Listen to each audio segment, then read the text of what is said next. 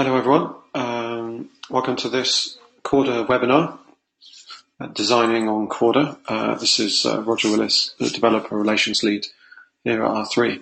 So in this webinar we'll look at not so much code but more the thought process that you should go through when embarking building an app on Corda, or a Corda app if you will.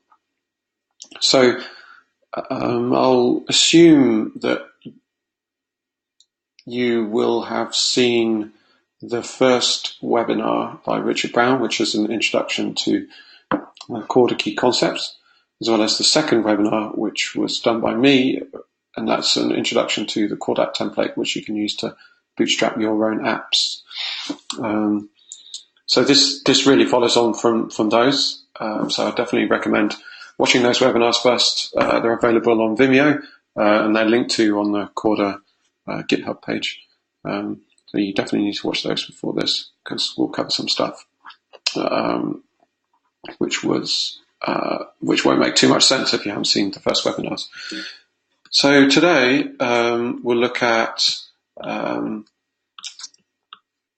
how to design for Corda. So you can take a fairly prescriptive route to do this, and there are a number of steps you should consider. The first is what scenario and parties are involved in your particular app that you're making. Next, you look at the data which the parties are to agree upon or achieve consensus over. Then let's look at how the data evolves over time. So that prompts us to look at contracts and transactions. Then we need to figure out how these parties are actually going to reach consensus in the first place. Obviously, they need to send data to each other, and we can achieve this with the flow framework. So we need to build some flows. So another time, I'll look at the web API and the client RPC, which are methods for interacting with your node. But I want to keep this as short as possible today, so I'll perhaps look at those another time. And also testing. Haven't really touched on testing in any of these webinars, but we can perhaps do another webinar just focused on testing. Okay, so let's go into scenarios and parties. Right, so really here we're just considering the high-level details around the business problem that your Corda app aims to solve. And you can really tick this one off by asking yourself the following questions. What are we trying to model, and who's involved? So what are you trying to model? It's pretty simple. It can either be something like the purchasing cycle, mortgage application process, any kind of OTC derivatives contract. I mean, as long as the workflow involves some kind of contract, agreement, or financial instrument that evolves over time, then you can certainly use Corda to model it. Next, we want to look at who's participating in this particular scenario.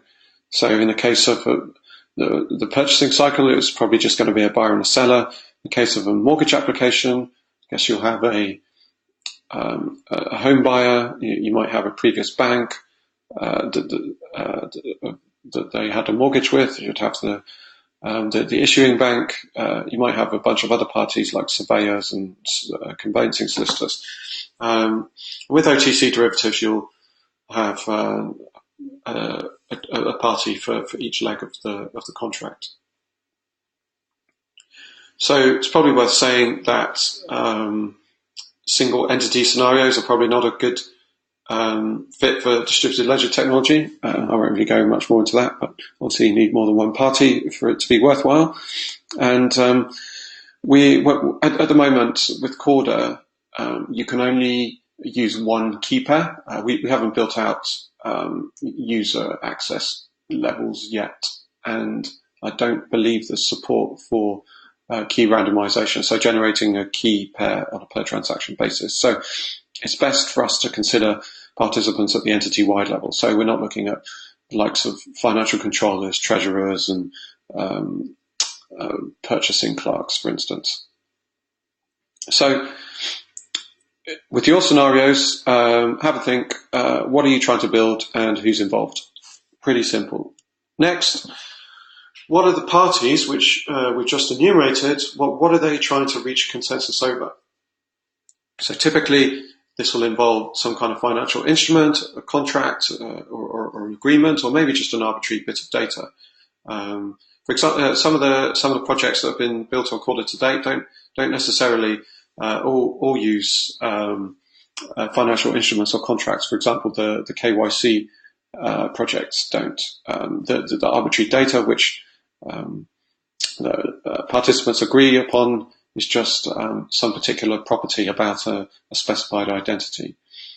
But for you guys here, think about what instruments, data, contract agreements, whatever, what's involved, what specific fields and properties do they all have, and where does this data come from? So who populates it?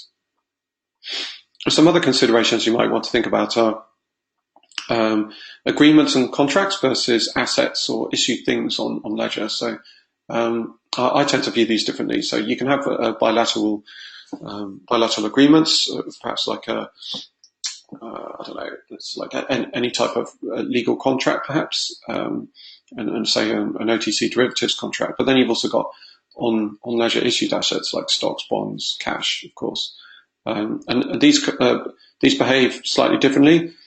So certainly from a Corda perspective, so fungible, liquid, on ledger issued things require a degree of uniqueness assurance to avoid double spending. So take that into account when you're at this stage and thinking about what data we're going to reach consensus over.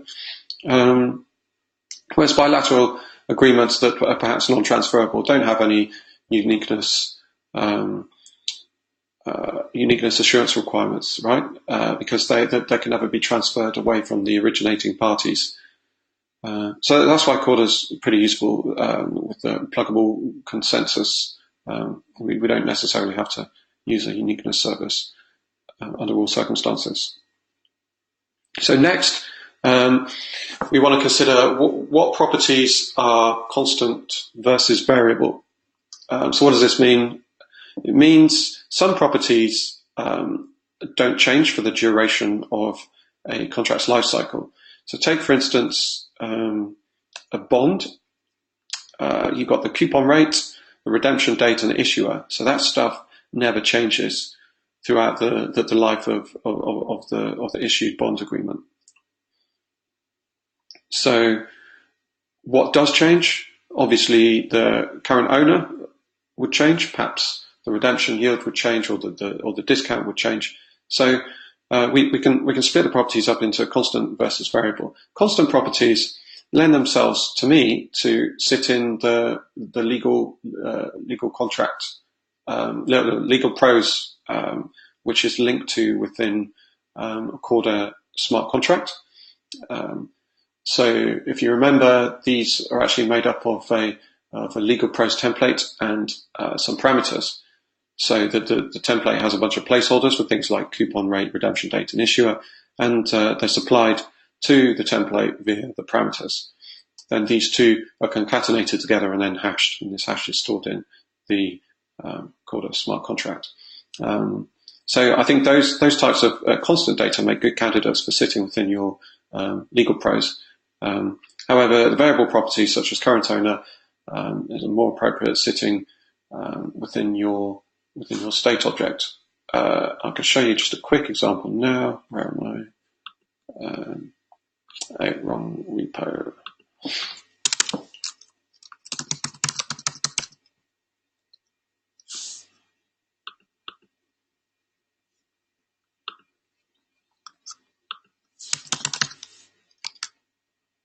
Okay, so here we have the purchase order state. Here we've got a bunch of stuff that is recorded within this purchase order object.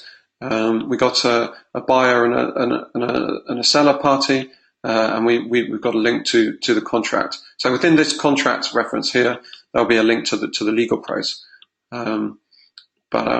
So typically what you would do is you put the non-changing data within the legal prose, and then here in the constructors for purchase order state, you would add your data that you may expect to change over time as this state evolves.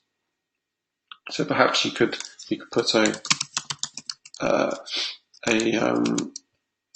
don't know, a status field in here, for instance. So perhaps a string's not a very good data type for it, and you could probably better using an enumeration, but you get the idea.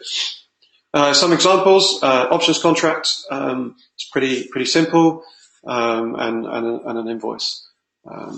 So for your scenario, once you've figured out who's involved and what they're doing, then figure out what data are they reaching consensus over. So you want to enumerate all the types of documents and the properties within those documents that you're going to reach consensus over.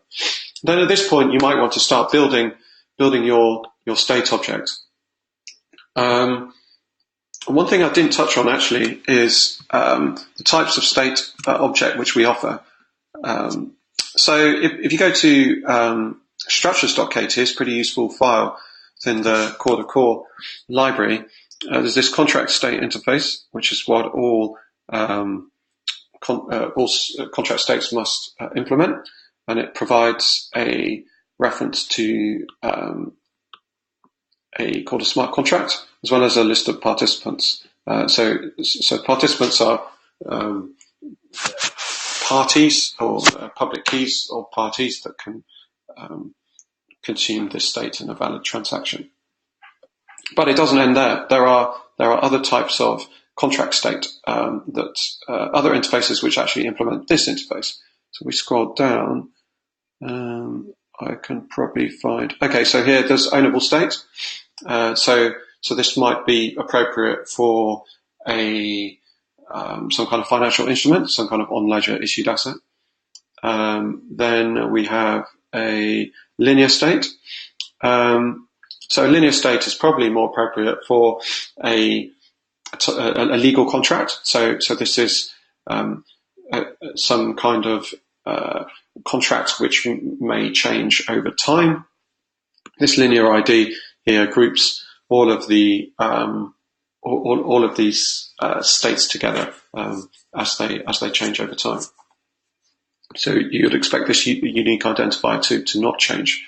It would stay constant for the duration of this linear state's life cycle.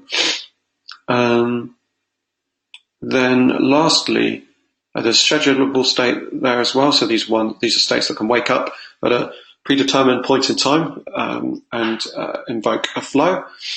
But lastly, there's this deal state here. So deal state is a linear state, which is a contract state that provides helper function for generating an agreement. So this returns a transaction builder object with you would expect, if this is implemented properly, a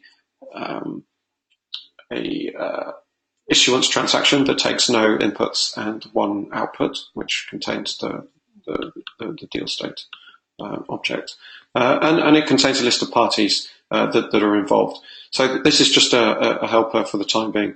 In Corda v1, there'll be no concept of identities in states, but for now, because we don't have any infrastructure around identities, we have to include the party objects within the state. So going back to this here, I probably should have added a bullet point for you guys to consider what type of state object you want to consider. But actually, these interfaces are really just helpers, and of course you can, as long as your state object implements contract state, you can add whatever you want, and indeed you can add your own interfaces as well if you feel you need to. Okay, next, data evolution and rules. So this is probably where it gets a bit more interesting. We need to consider contract code and transactions. So contract code, you define constraints that you can call upon to determine whether a transaction involving a contract state of a particular type is valid. So as you know, contract states are immutable, but they can evolve as per the constraints in the contract code. Might be worth noting that for Corda, transaction creation versus transaction validation. So transactions are created separately to when they're validated. So case in point here, with this deal state, you can call this generate agreement. This generate agreement method that returns a unsigned transaction that gives rise to the deal state in question.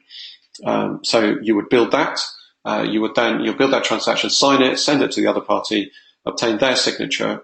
But actually, before they sign it, they would run the verify function to double check that this is actually a valid transaction. So that's the validation happening separately to transaction creation. So what do we need to ask ourselves here? What can be done with the data or the states at each stage of its life cycle? So I'll probably go into that a bit more later with some examples, but I guess, if we take cash, what can you do? If the cash doesn't exist yet, then of course all you can do is issue it onto the ledger. Once someone has cash, they can transfer it or pay it to somebody else, and once somebody has some cash, then potentially they can redeem it.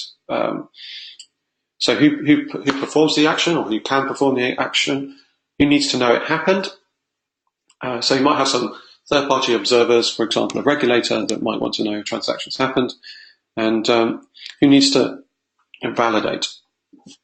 So who needs to run the verify function, which runs these contract code constraints. Typically, this would be the participants to the transaction would want to validate. So anyone that's signing or providing a digital signature, so their public keys are listed as a parameter for the command in question, then they would want to validate this transaction to check it is a valid one. So some examples, I already talked about cash, but then of course we've got an invoice as well.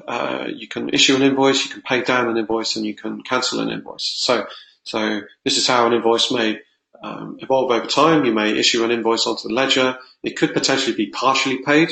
So a counterparty may not pay all of it at once, or the issue may be erroneous. So the invoice may be erroneous, so it can be cancelled. So really, when you're looking at this, you can think about your contracts in terms of state machines and how what actions are permissible at each given each state. So that might be a useful way to think about this. Okay, next. So the process of reaching consensus. So I think this is probably the bit where people get the most confused. So this is where the flow framework comes in. So it's probably best to think about this in the following way. So if we have two or more parties that want to reach consensus over a fact and they are operating Corda nodes, then obviously they need to communicate. They need to send data to and from each other. So typically they would send the actual data that they want to reach consensus over. And then one of them would sign it and send it back with the signature. The other one would check it, sign it, and then potentially they would have a committed transaction to the ledger. So we need a mechanism to send data to and from participants on the ledger. This is what flows give us. They define the rules for this communication, but not only that, they give us a toolbox of objects which we can use to extract data from our nodes. So we can interrogate the vault. We can get a reference to our identity, the identity of other nodes on the network. We can grab attachments that are stored in the attachment service, and among other things. And flows allow us access to the network. So they expose three methods: send, and receive, and you can use these to send arbitrary object graphs to whatever party you designate the sender. Because all communication is point-to-point in Corda, you need to specify who the recipient is. There's no concept of broadcasting to all participants. Of course, you can simulate a broadcast if you have a list of participants you want to send stuff to, but of course you you have to have their identities. You can't just send a blind broadcast. Flows generally take inputs and produce signed transactions and as outputs. It's not always the case, but it's useful if they do this, because you can call subflows. I'm sure you've seen this. So you've probably seen the notary flow or the finality flow called at the end of a flow. This will take a signed transaction by all the participants and get it notarized with the specified notary service. And that flow will, I think it actually outputs a signature over the finality flow. Outputs a signature, or actually rather, it actually outputs the signed transaction, because of course it sends it to all the specified recipients. Of course, flows take inputs. These inputs, typically the data that you'd want to reach consensus over. So say, for example, if you have a web app or some RPC client, you'd want to pipe in some data to the flow. And this data can be used to create a state object, which can then be encapsulated within an appropriate transaction, which either amends and creates a new state or issues the state on ledger. So it's probably better if we look at an example. So this is the example I usually use. It's the exact flow that you'll find in the CorDapps template. It's not necessarily idiomatic of how we would create flows in Corda, but it shows, it demonstrates pretty well how you design flows. So what you do if party A and party B want to reach consensus over some arbitrary data, one would propose a state, send it to the other. The other would check this state is what they're after. If it is, then they would build a transaction, sign it, timestamp it, and send it back to the other side. Now, of course, you probably noticed that the first step is kind of superfluous in a way. Why can't party A just create the transaction? And indeed, they could do. So this first step of sending the state to party B here could actually, this step could just be done by party B, and they could create the transaction straight away. But after this transaction is signed, it's sent back to party A. They would validate this partially signed transaction by checking the signature and running the verify function. They'll then sign the transaction, send it to the notary service. So this is where you're calling a subflow here potentially. You might be calling the finality flow, where you obtain the notary signature and then record the transaction, then send it to your counterparty, who then records it. So it's probably worth actually I look at some of this code in the CorDapps template code. Let's see if I can do this. Oh no, it's not going to work. All right, never mind. Sometimes you can have a split screen, so I could have the sequence diagram and the code up at the same time, but it doesn't seem to work. Anyway, what am I doing here? I am starting with the initiator flow, and this initiator flow takes a purchase order state or some arbitrary state object, as well as a party reference, and this is piped in through an API endpoint, and this API endpoint captures some data. I believe it's in the form of a JSON object, which is then deserialized to a purchase order data class, and we also capture the party that we want to send this to in the URL of the endpoint. We then call services.party from name, which then gives us I believe it gives us a party object. Assuming the party object is valid, then we create a new purchase order state, with the deserialized purchase order info, our identity, the other party's identity, and a reference to the purchase order contract. We then take this purchase order state object and we provide it as a parameter to the initiator flow of the example flow. So here we're just calling the start flow method, and we then we call start flow and then we pass it this state object and a reference to the other party. This is actually asynchronous, I believe, but we want to block and wait for it to return because we want to return the result of it here via the API. So going back to the flow code, you can find it. We start with the initiator flow, we pass in the parameters. We then encapsulate all our code within this call method here. So for this method, I've actually put all of the code within the call method, but typically what you'd want to do is split it up into separate functions, so it looks nicer and it's easier to follow and it's more maintainable. But for purposes of this demo CorDapp, I just put it all in the call function because it's actually probably even easier for you guys to follow as it's all in here. So what do? We get a reference to our key pair, reference to the notary service we want to use. So I'm not sure if you remember, but all newly issued states on Ledger have to have a reference to a notary service.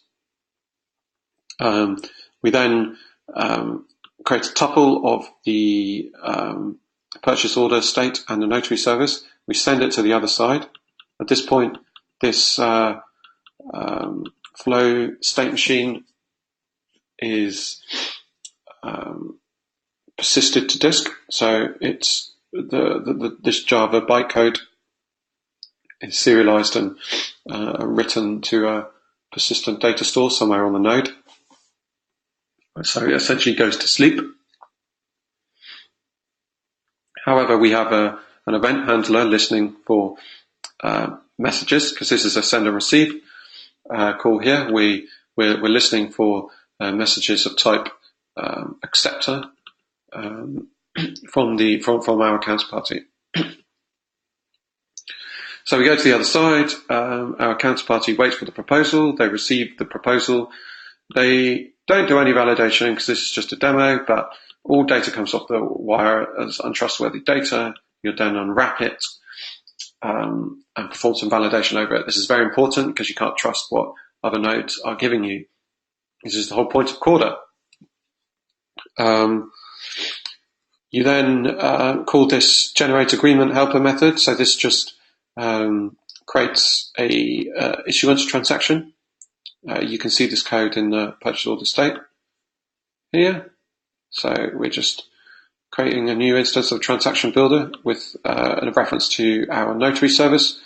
And this with items method takes a variable bunch of arguments of different types. So this, I believe, is a contract state. It's a reference to this purchase order here, a purchase order state here. So that becomes an output state. We then pass it a command, the place command, with the pub keys of the required participants. So these participants, here's a list of composite keys. You can just think of those as public keys. And that returns a transaction builder object. We then timestamp it, assign it, and send it to the other party. So now the other side performs some basic validation over it. There's not really enough validation done here. We're only just verifying the signatures and verifying the and calling the contract code, but we'd probably actually want to see what's actually in the state object as well. We then sign it. We concatenate our signature to the transaction, as this is just an overloaded operator, allows us to do that nicely. Then we call a subflow. So remember I mentioned subflows. We call the notary flow here. In practice, you'd probably call the finality flow. The finality flow does all this, does all of this for you. So it provides the initial sender flow as well as the flows for the recipients of the transaction, the notarized transaction as well. So you don't actually need to call the notary flow directly in your apps. And then we record the transaction and we send it to the other side. So that's all there is to it. Flows are really not that complicated. And it's probably best practice to try and make them as general as possible so you can reuse them in many contexts. And indeed, we actually have quite a big library of flows already. So before you embark on creating your own flows, then double check to see that we haven't created one that does what you need already. If you get stuck, then give me a shout and ask me. I can help you out. But for reference, anything to do with getting transactions notarized or broadcasting them to other parties, those flows already exist. We also have one, the two-party deal protocol, which allows two parties to come to agreement over an arbitrary state object. So that's basically what this flow is, but it's a more robust, battle-tested flow. And then we have a two-party trade protocol, which performs DVP of two different asset types. So if you need to perform atomic swaps or anything like that, then we've already got those flows available. But it's likely that we won't have all flows, so you'll probably have to put something together yourselves. So Corda specific considerations, of course the notary service, we need one of those. You want to designate one node as the notary, and you want to designate a node as the network map. So what I usually do actually is, where's intelligent? All right, here we go. What I usually do is,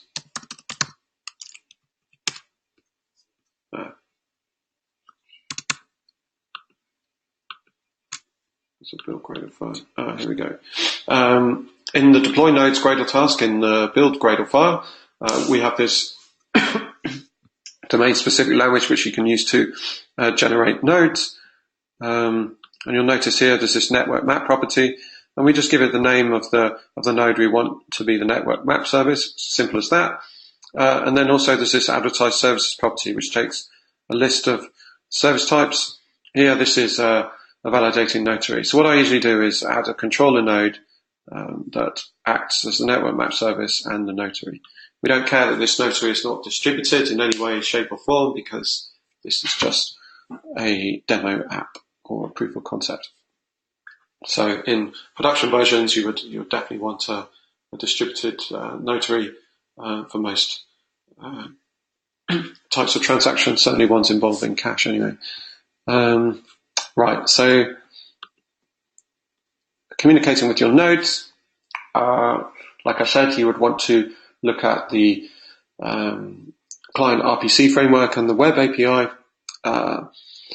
Probably the best thing to do is look at the docs or the example apps on how to do this. And likewise with testing, we've got quite a bit of documentation around how to write unit tests, integration tests, and perform system testing. So just to summarize, for your CorDapps, you want to first concentrate on the types of data that you're going to reach consensus over. Then you'd want to encapsulate it within a state.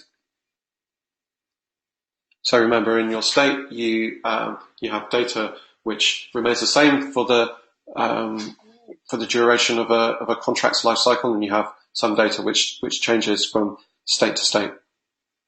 And this is why we have the contract code. And in the contract code, you define your contract constraints within clauses. I didn't go into that today, but if you look at if you watch the previous webinar, then I do touch on clauses a little bit. And you implement your commands also in your contract code, and the commands map to clauses. typically you would want, so for example, this place clause, it would map directly to place command, it would map directly to place clause. But you can call your commands and clauses whatever you want. They don't necessarily have to be the same. Then you would provide a reference to your legal contract code as well.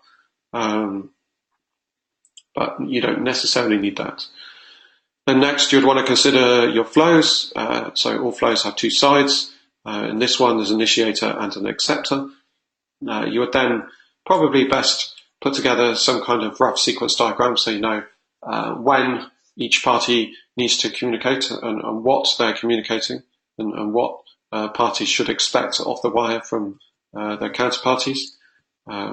Then you want to consider your APIs or RPC clients. I haven't looked at that today, but perhaps we can another time. And lastly, two other points. So obviously, if you have a flow, you have an initiator flow and an acceptor flow the other side, then how does the acceptor flow know to actually do anything if it receives a message of type initiator flow? So what we do is in our CorDapp, we define a service. This is a long life service that persists as long as that the node is up and running. And it's pretty simple. This service that I created here registers a flow initiator.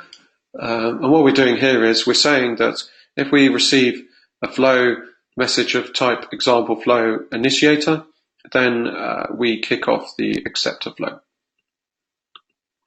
And that's literally it. So you can think of these as flow event listeners. And there's more documentation about those on the Corda doc site.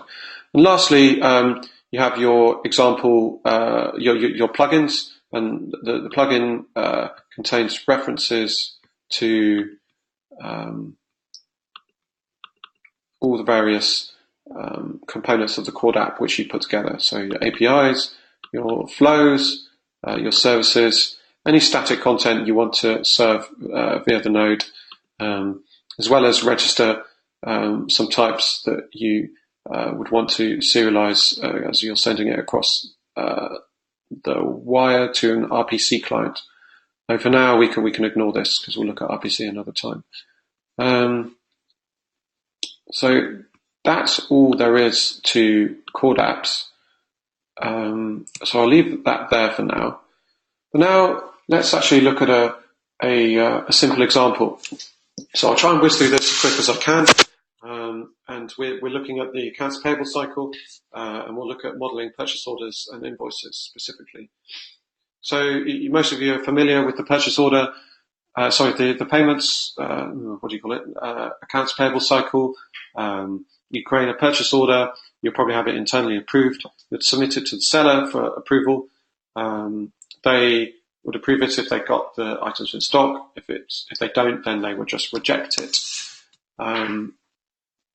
You would then, the seller would then find the items in the warehouse and fulfill the purchase order. They would either fully fulfill it or partially fulfill it. They would then send these items along with an invoice to the buyer. The buyer would then pay down the invoice based upon the payment terms, usually something like 30 days. So we've obviously got a couple of objects that we can represent as states in Corda here. We've firstly got the purchase order, we've then got the invoice, and we've also got payment as well.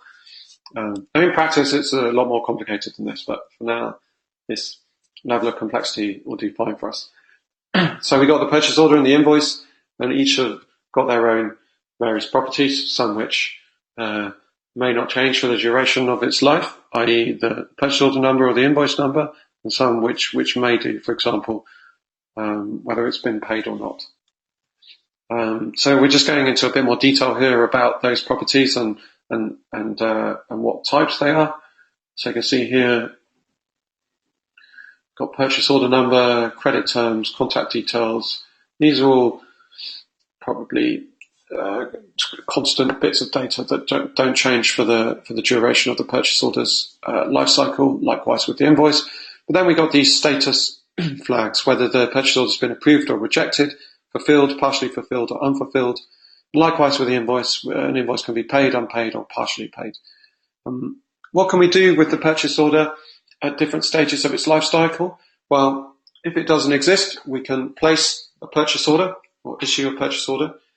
If we have an issued purchase order, which is maybe of state pending, then we can either approve or reject it. If we have a purchase order which isn't approved yet or rejected, it's still pending, then perhaps we can amend it. If we have a purchase order perhaps that is either pending or approved, we can maybe cancel it, but that would require the permission of the seller as well, I suspect. And we can fulfill a purchase order by shipping the goods. I won't cover the invoice because it's pretty self-explanatory. So next stage. So here we'll consider the types of states, contracts, and transactions we'll be looking at. So I shall get out my whiteboard application and start with well, actually, I won't look at state objects now because it's pretty self-explanatory. If you want to put together a state object for a purchase order, then you would loosely follow something like this. Then, if you wanted to put together one for a invoice, again you would follow a similar template. Though, of course, the data held within your state would be different. So I didn't actually show you, but there's, in the model folder, we've got some data classes that represent the purchase order. So you can quite easily change these to reflect whatever data you need. So what I'll do now is I'll look at the types of transactions, or the different types of transactions you'll need to evolve these types of states over time as actions happen in the real world. So typically do this with transaction containers that I draw as nice big boxes. And transactions take inputs and they produce outputs, and they apply commands on those inputs to produce outputs. But I mean, actually, the commands, I mean, I like to think of the commands as functions, but they're not actually functions really, because remember when I said transaction creation is separate to validation? It's actually the originator of the transaction is creating the transaction, and it's just the command which is invoking the relevant contract verification code. So, firstly, what do we do? If a buyer wants to buy some goods from a seller, then they would need to place a purchase order. So, as the purchase order doesn't exist on Ledger previously, we have a transaction with no inputs. But what it does do is give rise to a purchase order, which I'll call PO1. Sorry for the poor handwriting here. It's quite difficult to use this. Maybe I can make this smaller. And I'd say this probably only has to be signed by the buyer, actually, which I'll call B. And you probably want to use this place command. And this is placing a purchase order. So this is actually done unilaterally. You can do this with a flow. So you would gather your data for the purchase order via some kind of web interface, perhaps, or maybe even from another system within your company. You'll then produce a state object. You'll then call generate agreement, They maybe not actually this time, because if you just want the buyer to call this, then you don't want to get a signature from the other side. So you would just manually generate this transaction using the transaction builder. You would then sign it and store it within your vault. And then once you've done that, you can send it to the other side. So you can take a reference to this transaction and then send it to the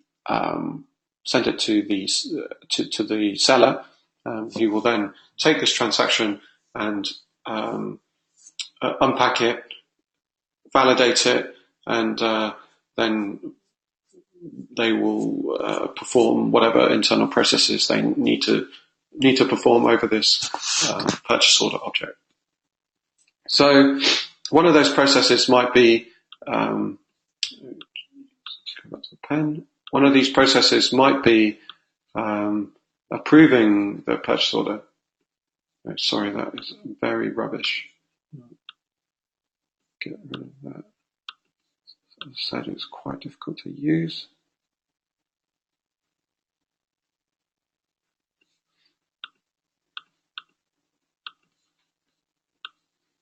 So yeah, one of these processes might be to approve or reject a purchase order.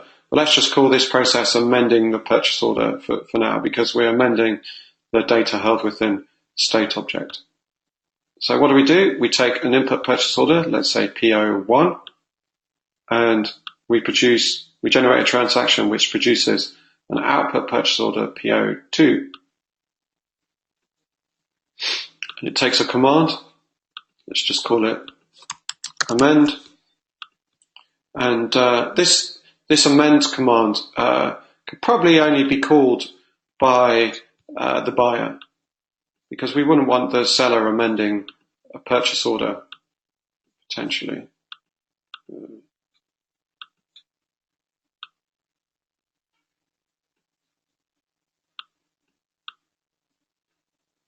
Though actually, sorry, I'll backtrack there a little bit.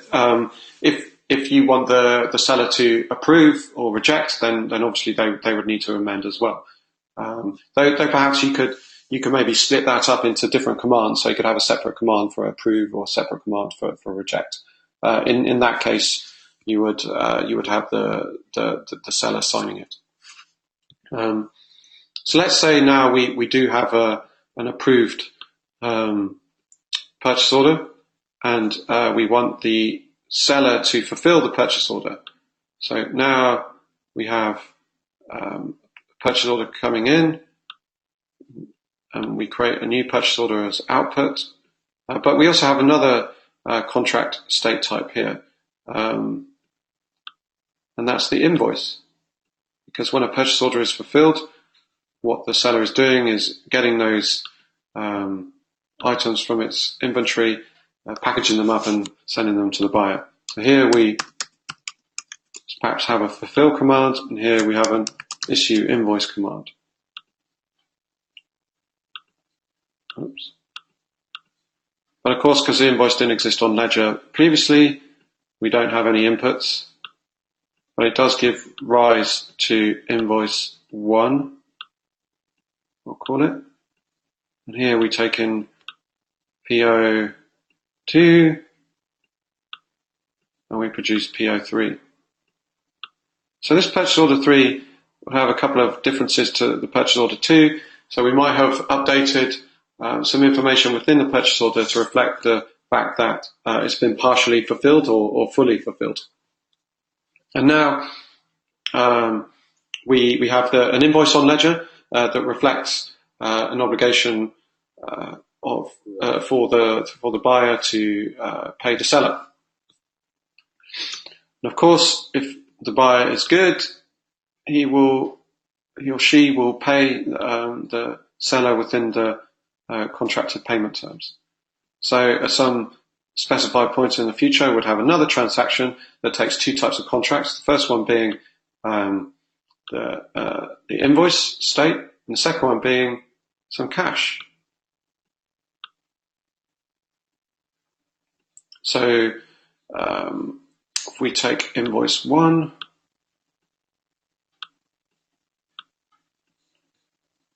and then we take cache 1 and we move it to cache 2. Then actually, let's say we're fully paying this invoice. So once we fully paid it, it's not going to exist anymore on the ledger. So we'll pay, expire the invoice, and we will pay cash. So what will be happening in this transaction is that we'll retire the invoice state from the ledger because it's been fully paid, and the full amount of consideration will be transferred from the buyer to the seller. And all you'll be doing in this cash transaction here is just updating the owner field of this particular cash state object here. Of course, this would require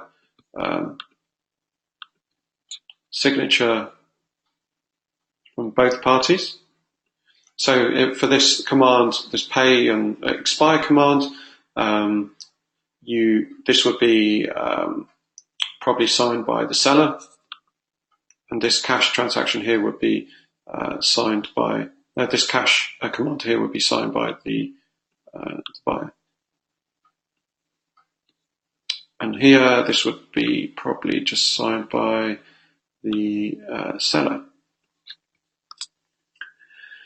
So that's trivially how you would represent the purchasing cycle with Corda.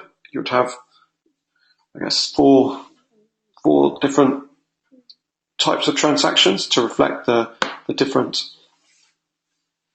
actions you could perform on these instruments or contracts at different points in time. And hopefully this gives you a good idea of how you can do this yourselves for your own scenarios. Right. So for flows, it's probably best to actually go back to the whiteboard, or to maybe even look at websequencediagrams.com. So I tend to use this quite a lot actually for writing my flows. And today I was using it because I wanted to, I got a question from someone on Slack, and they were asking, Roger, how do you build a flow that allows for one party to propose a transaction and for two other parties to sign it. So here so instead of just requiring 2 signatures from, say, a buyer and a seller, we require 3 signatures from party A, party B, and party C. And this is what this flow represents here. So best way to approach building your own flows, I'd say, is to write them out as sequence diagrams. It's very easy to use this tool here, or you can just do it with pen and paper. Then have a look at the existing flow code in the CorDapps template, which is here, and use this as a boilerplate to amend the flow to your specific needs. And of course, if you have any problems with that, then just give myself or anyone else a shout in the Corda Slack. So actually, probably what I'll do is, because flows do cause a fair bit of problems for people, so I'll do a separate webinar only on flows. So to do a deep dive into how you would construct a new flow from scratch. But always remember, flows have 2 sides. You have an initiator and an acceptor generally, and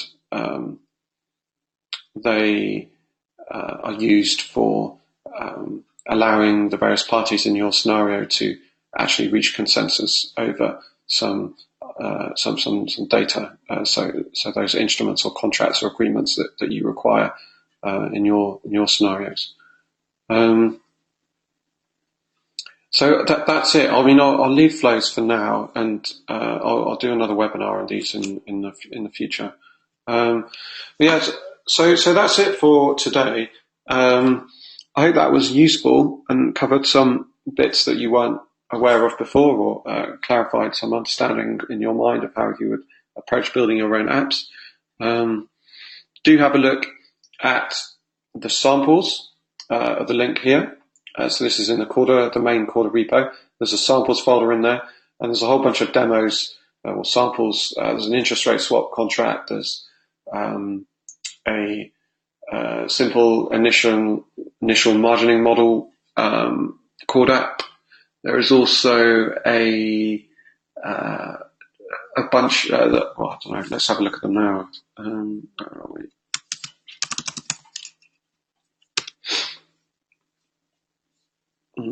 Samples. So I got them here. So we've got attachment demo, IRS demo, trader demo. So this is like a simple delivery versus payment, commercial paper for cash. We've got a distributed notary demo, Bank of Corda demo. This one's actually pretty good. You should definitely take a look at this one. Likewise with the IRS demo and the trader demo. Attachment demo just demos how to use attachments. That's something I haven't covered today, but do have a look. But yeah, the best course of action I suggest you guys take is have a look at some code. Read as much code as you can, and if you get stuck, then give us a hand.